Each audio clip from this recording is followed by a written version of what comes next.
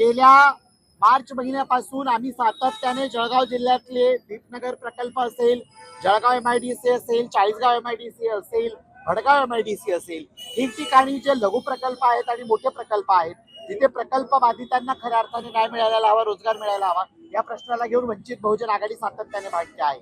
पण त्या ठिकाणीचं प्रशासन जे आहे, स्थानिक प्रशासन जे आहे आणि त्या ठिकाणी स्थानिक राजकारण जे आहे ते कुठल्याही प्रकारे याला योग्य पद्धतीने उत्तर देत नाही. आणि म्हणून जळगाव जिल्ह्यातल्या तरुणांचा वाढता बेरोजगारीचा प्रश्न, वाढता आत्महत्यांचं प्रमाण आणि या सगळ्या प्रश्नांना घेऊन आज वंचित बहुजन आघाडीच्या वतीने जिल्हाधिकारी कार्यालय जळगाव येथे आम्ही आलेलो आहोत. महत्वाचा मुद्दा CMEGP सारखं प्रकरण. एकीकडे जिल्हाधिकारी जळगाव म्हणतात की 1000 प्रकरणे आम्ही पास केली. कुठली 1000 प्रकरणं पास केली? त्यातली बरीच प्रकरणे अशी आहेत की ती बँकेच्या खात्यांमध्ये अजूनही त्या ठिकाणी धूळखात पडलेली आहेत. अजूनही पोरांना उद्योगाला साधन नाहीये.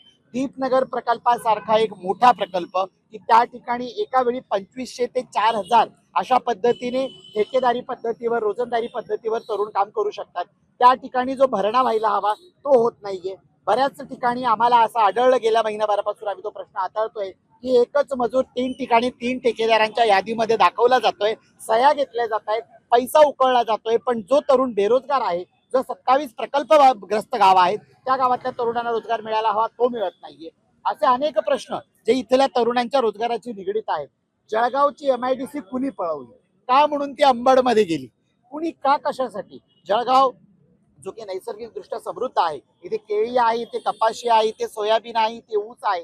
गिरणा, पूर्णा, तापी, हतनूर एक सोडून इथे छोटी मोठी प्रकल्प पकडता 32 छोटे मोठी धरणं या जिल्ह्यात आहेत की त्या ठिकाणी प्रचंड मुबलक पाणी आहे. मग MIDC का नाही?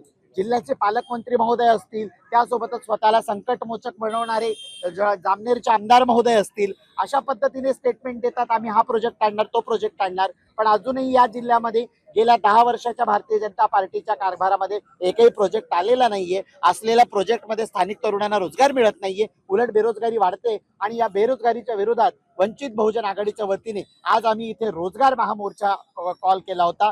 या रोजगार महामोर्चामध्ये जिल्हाभरातील तरुण सहभागी झालेले आहेत आणि येत्या 10 दिवसामध्ये आम्हाला योग्य पद्धतीने जर इथल्या तरुणांच्या रोजगाराविषयीची खरी शाश्वती जर इथलं जिल्हा प्रशासन, इथले स्थानिक लोकप्रतिनिधी म्हणून निवडून आलेले माननीय पालकमंत्री महोदय हे जर देणार नसतील तर यापेक्षाही अधिक तीव्र आणि यापेक्षाही अधिक संख्येने आम्ही जिल्हाधिकारी कार्यालय आणि पालकमंत्र्यांच्या कार्यालयाला घेराव घालणार आहोत.